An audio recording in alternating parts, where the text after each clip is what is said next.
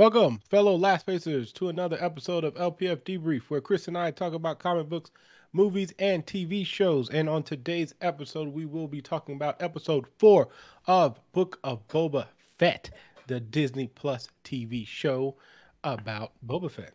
The name's in the title, perfect. And we're going to start the same way we always do. We're going to say hi first, like we always do. Hello. Hi. And then we're going to shame Yendi for not watching the content that we watch. Shame. And then we're going to ask you guys to like, subscribe, comment, and do all that good stuff because we're still doing that mouse giveaway. I haven't checked what our number was at last time. 86? Ooh. We went up. I was at 84. Yeah, I've known some friends. Shout out to some of my friends who recently subbed. I know I've been telling people about it, and then I've actively seen people going to their phone to do it. So I really appreciate that. Thank you guys. And I don't know why, but I'm picturing active is just like actively watching is like, okay, now hit subscribe. Hit the bell. I tell people, because that's what you're supposed to do. We got goals, you know what I mean? So we're trying to hit those goals, and it's just good to have that support from your friends. So we appreciate you guys. But let's stop talking about that and let's talk about what you guys came for. Episode 4 of Book of Boba. Chris, go. Step up from last week. Yeah. I'm not gonna lie. Definitely. I'm not gonna lie. I was kind of worried going into this one. It's funny that you bring that up, and because shout out to my brother Kyle, because he watched it. He watched our episode last week, right? And he was like, I did say that I enjoyed the episode. And then the more that him and I talked about it, I realized how much I disliked episode 3. Because I was like, maybe I because I love the car stand fight, right? Yeah. So I was like, that was amazing. And then I was like, maybe I overjudged that, just that single part. No, the more I talked about it to people, the more I was just like, I need to just say it was a flop, and it's okay. It was a bad episode, and it happens. So I'm shout out to Kyle for me and him talking that out, because then I was like, I did show, because he pointed out also, like, he was like, well, you started off saying this, and then you ended off by pretty much bashing the whole episode, and I was like, you know what? You're right. I did. I literally just talked about how much I hated that car scene, how much I hated the colored bikes, and I don't know why I have the spoon in my hand, but I do. So but definitely a step up to 4. Go ahead, Chris. It was definitely a step up. 3. This one felt more gangster style, which I liked a lot. So we finished up his I think we finished up his flashback. I assume so, because whenever he gets out, he's like, congratulations, sir, you're 100% healed. I'm assuming that, like, hey, we're caught up. This is how he met Fennec, and this is where they met up, and we're gonna cut it here. But it was a good episode. I really enjoyed it. I can't wait to get your thoughts on the ending whenever the tune was played. We'll talk about that in a little bit. Did we say spoilers? Spoilers ahead. Spoilers ahead. Just in case we didn't say it, but yeah. But yeah, it was an awesome episode. I liked it a lot, just like I always say. Except I take back from what I said the last episode. I did not like it a lot. Yeah. I had fun, but it was not good. It was not a good fun. It was who gave you who took the day off? So funny enough that we mentioned that. So episode 1 and 3 were shot by the same person, and those for me have been the weakest of the 2 episodes. And 2 and 4, I don't know who shot 4, but I know 2 and 4 have been the episodes that I've enjoyed the most. Mm-hmm. Let me tell. So this episode, it almost lost me, because I did feel like the scene when they actually go get the ship, which is now renamed. So it's spray fire. It's spray fire. Yeah, fire spray. It's fire spray. It's a fire spray gunship, which is the name of the class of the ship. So that. Now they're just saying that he hasn't officially given his name. And, in Disney canon, the old name is no longer a thing. And there's a bunch of people complaining about that. Well, listen, it is what it is. There's nothing you can do about it. Like, it should have been a sign, because they did the same thing with the Leia name when Leia was with Jabba. Yeah. They called it. It had the same name title, and they changed it to Captured Leia. So them changing this now wasn't something that was shocking or surprising, or you should have not seen it coming. And it does nothing but to change Boba's character. So it's just gonna take me a little bit to remember. Well, obviously everyone, because I want to say Spitfire, but it's not Spitfire. It's no. Okay. Yeah, it's Fire Spray. It's a Fire Spray gunship. That's what it is. I don't know if that's the official name, but that is what that ship is. I swear I saw Fire Spray 1 though. No, yeah, it probably was on there. I think it was Fire Spray 31, but I think that's just that was the number of his ship, like of the Fire Spray that they made. But like I was saying, so the middle of the episode when they go get the Fire Spray, I was like, okay, they're gonna go with this cool plan. Also, this is, after he saved Finnick, which that was information we needed for sure, because we want to know why Finnick is so loyal. And now we know why. And I thought that was a good taste on what they did with her and him and how they became this, this partnership essentially. Yeah. But so I was like, okay, cool. We're going to go in. It's going to be a badass scene. And then we get that whole scene with the droids. And my issue with the droids when he's like, yes, okay, the kitchen droids. And I'm just like, listen, where is this tone at that point, right? Because we've already had the bad taste of episode 3, right? And I'm already like, where are we going with this show? Because at that midway point, I'm like, why are we doing this? Like, why isn't he fighting everyone else that's outside? And why is he fighting droids and telling them that he's Boba Fett? Like, yeah, that moment was awkward when he holds him up. He's like, "Do you know who I am?" Yeah, I thought it was setting up for a joke. I thought Fennec was gonna say something like, "Really?" Yeah, like that part to me, like that whole scene made no sense. So I'm like, why are we doing this? But then everything after that scene was exactly what I wanted from the show. Yeah. Because then it was like, okay, he goes and gets his revenge. He has that conversation with Fennec on, if this is like, you can't be trusting all these people out here because I want to work for myself. I want to have that respect. And he officially, sees himself also as a Tusken Raider, essentially, like part of that clan because they fully adopted him. And that's what he told Fennec when they're having their conversation. And now that's his goal too. He's just like he's like everybody needs a tribe. I think that's what he said. Something about a tribe. And I was just like, oh, he's trying to build his own. Which makes the recruiting make a lot of sense now. Yeah. But also it makes some of that dialogue where it's like it's different to raise a family. It's different, because now that is what he's working for, right? It's trying to build this establishment as his own so that he could have this tribe. So because for what we know, Boba has spent most of his life by himself, right? If we go to the books and all the legends and stuff like that, he was always by himself as a bounty hunter. So now that we've added this canon to where him being part of a Tusken tribe, we are led to believe that was some of his happiest moments if he's wanting to rebuild a tribe, right? You know what I mean?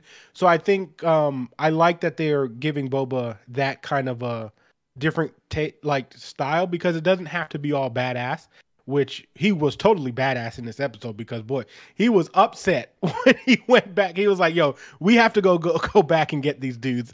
And he didn't waste no time, bro. He opened fire. I was like, oh. And it was funny because Guy and I were talking about this actually before this episode dropped, and he was just like, I need to see something like him just go back and go back and murder people. And I was like, you never know what could happen. Like, I don't know how, they're going to kind of there is a level of Disney-fying it, but even for that, for him to just open fire while he's on the ship was kind of crazy to me, because he wasted no time cleaning them out. It was just like, they were like, huh? And it showed that cool scene where it's just, you could see the ship in the back, just hovering, stalking, because it's such a cool looking ship too. And he just opens fire on him. And I mean, this one set the tone, because we also got an arm rip too.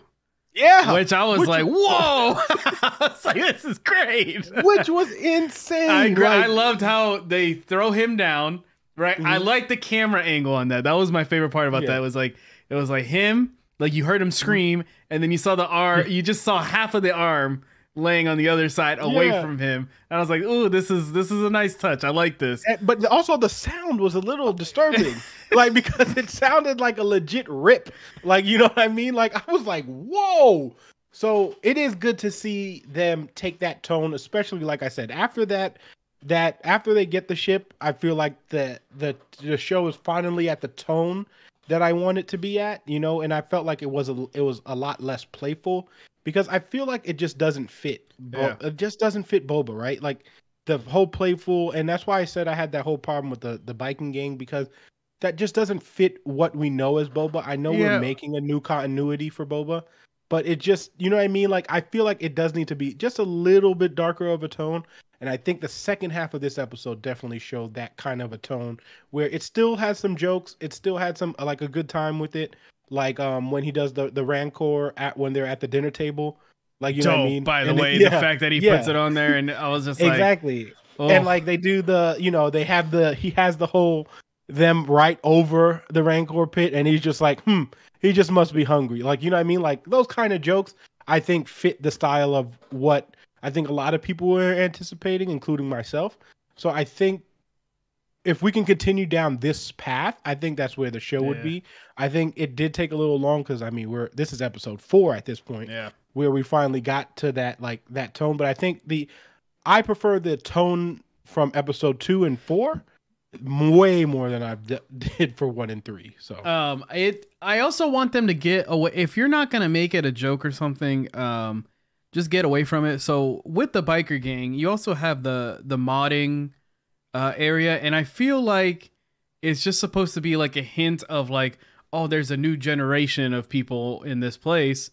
And I wish like Boba Fett would do something like something talking about how young they are or something like that, because every time we get one of those moments, all I think about is Cyberpunk. And I was like, I feel like Cyberpunk's trying to break into Star Wars and I have no idea why. Like, so whenever it was like I said, that whole thing has been an interesting take with them. I just feel like they've been the most out of place thing. Yeah. Like I'm okay with you. Like again, the galaxy is huge and you are going to have all bands of things. I just think because of the area that they are in, them being there makes no sense.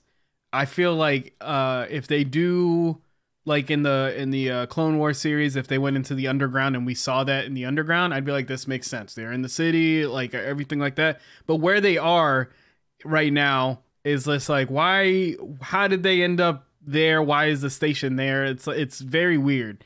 But other than that, that back end of the episode was good, and the most badass moment I think for Boba Fett right there is the fact that you can say when he has all those leaders there and he tells them, I'm not asking you to join me.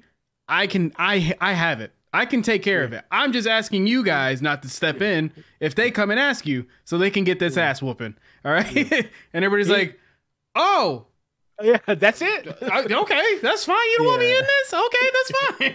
He definitely did hit him with a power play, like a huge flex. He was like, oh, I don't need y'all to help me. Like he literally was like, no, that's not what I'm asking. What I'm asking you is to make sure you don't help them. Don't intervene. I just don't need more people on your plate. And it's a good strategy because at the end of the day, even when him and Fennec are having that conversation where it's just like, hey, like, you know, is that a good move? And she's like questioning it. And he's like, well, I know they're not going to go, and, you know, it's a way better deal than what they were going to offer you. The Pikes, what the Pikes were going to offer you.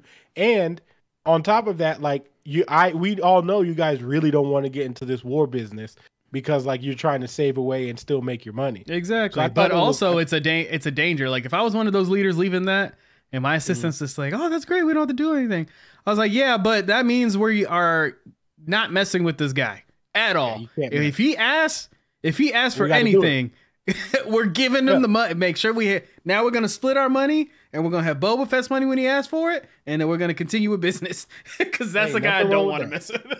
Nothing wrong with that. Yeah. And then, it was like I said. And then another highlight of the episode definitely was the death of the Sarlacc, which was a nice little touch because he goes back to try to go get his suit, which I don't know. I mean, I guess it does make sense because when we see it in the first episode, the Jawas do take his suit and stuff like that. So they do take his armor, and he was in a dazed state. Yeah, but he did not know what was going on. Yeah, but did he really think that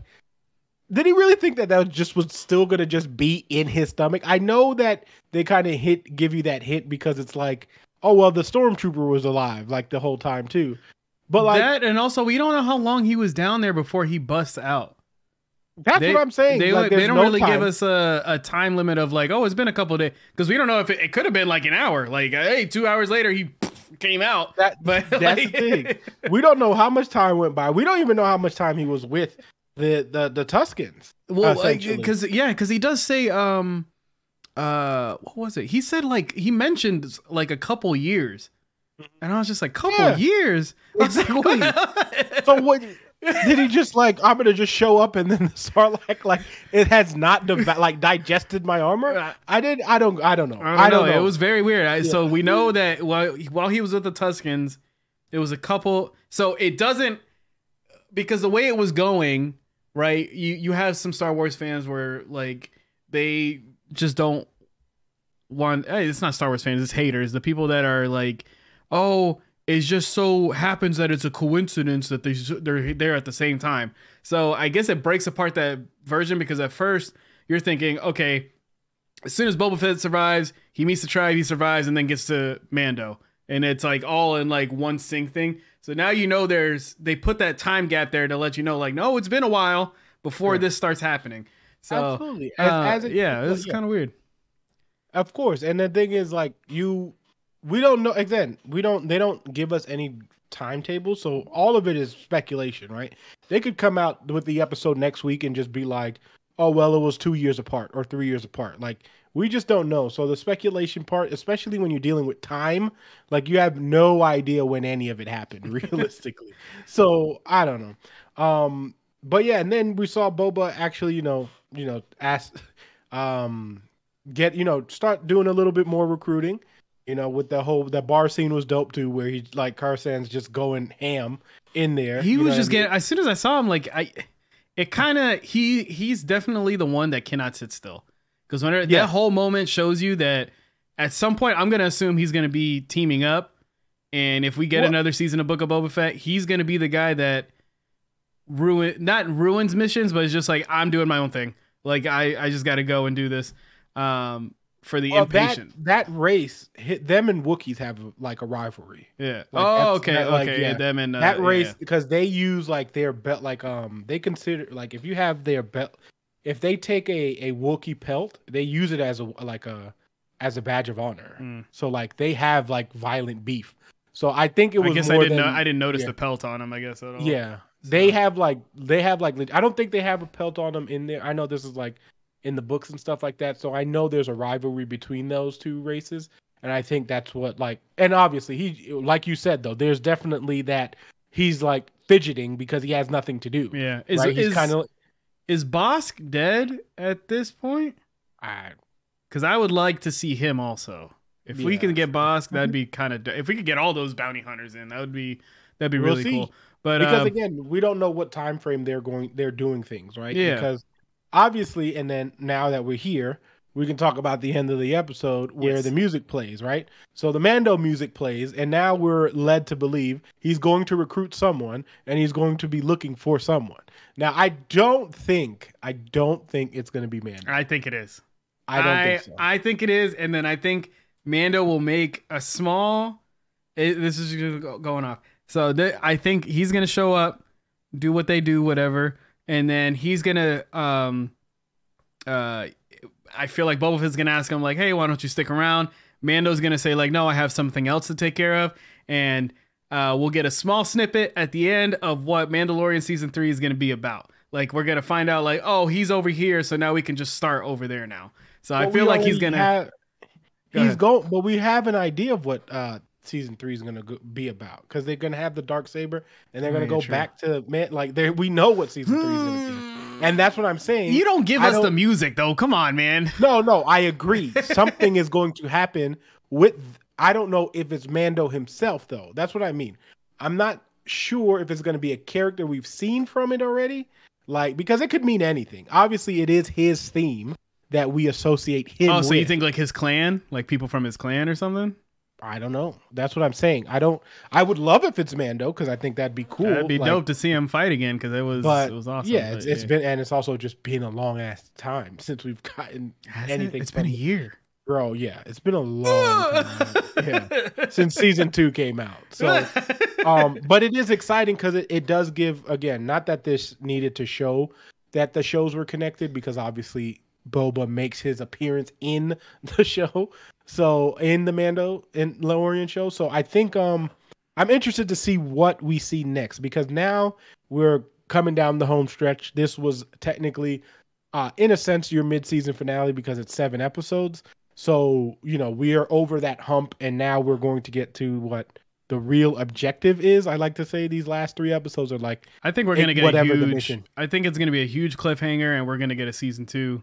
I think that's why they're going, the story's kind of drawn out a little bit and it doesn't seem like things are kind of ramping up. I feel like they're going to be like, hey, we built this.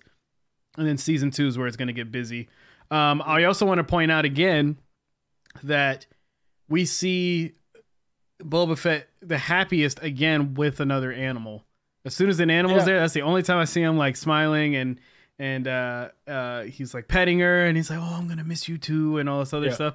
So I'm very excited to see like what animal companion he's gonna get besides the Rancor because I feel like at some point he's just gonna come in here and it's just like, yeah, man, I didn't bring people, I brought beasts. Yeah, Boba's just gonna be the animal rank. Yeah, he has a tribe of animals. So I'm excited though. Like this episode definitely brought some reinsurance back, especially after watching episode 3. So I'm sure that I am interested to see. Obviously, we have the Mando storyline now because he's going to war at least these last 3 episodes, and obviously the Pike. Now I'm interested to, again, time frame of where exactly we are because we have like a rough idea. We don't have like a guaranteed idea. So who knows who can show up in these next 3 episodes? It's crazy because the fact that they just mentioned literally just that line, him explaining that it's been a couple years, just throws everything into like everybody's just like, now I have no idea what's gonna happen. Yeah. Well, I mean that, but you still would have had no idea because anyone can show up. Yeah, anybody can show up. You know what I mean? Especially because we only have the rough estimate, which is between 6 and 7, of when this show is taking place. So like anyone between those storylines can show up, right? I mean, hell, we saw fucking Luke in what you call it in Mandalorian. So like, you know what I mean? It's at this point, anyone can show up, which is a good thing because, like I said, you want to make the galaxy big, but you do want to give those kind of like tidbits. And a funny that the perfect person who explained this, actually, if you guys are horror movie fans and watch Scream, one of the characters in Scream, like literally made the genre called the a requel, which is like a remake sequel, and that makes perfect sense, and that's exactly what you want. You want requels, which like give you a new story but give you legacy characters, but like everything, we want all of those. We want the new characters to prosper, but we still want to see a little bit of the legacy characters too. So I think if you start taking that approach, that's exactly what a lot of people want, and you can build a new fan base. So also real quick, the guys at the during the dinner table, is that a new race? Do you know what that race was? The only guy that was like talking back.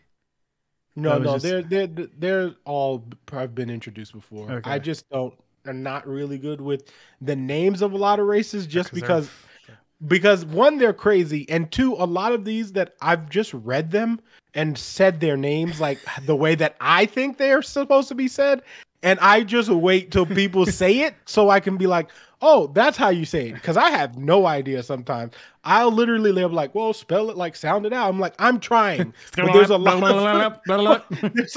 of different words and consonants that are not supposed to be there. So it is what it is. All right. But yeah. All right. I mean, we're going to wrap this episode up. We're going to the same way we always do. Chris, what was your favorite moment of this episode? Just that one liner of like, I don't need anybody's help. I'll take care of it. You just make sure you stay out of the way. And that was the most like, this is why I love this man. Oh boy. This is why. Now he's going to show off. This is why. Yes. Now he's, alienating our podcast listeners who can't see anything. They're just listening, Oh, I showed a Boba Fett painting I recently put. But yeah, so my favorite part of the episode was the Rancor pit, him having dinner table. Because what bigger flex can you possibly do than have dinner over a Rancor pit to pretty much tell people, hey, you need to agree with whatever my terms are because I have a Rancor.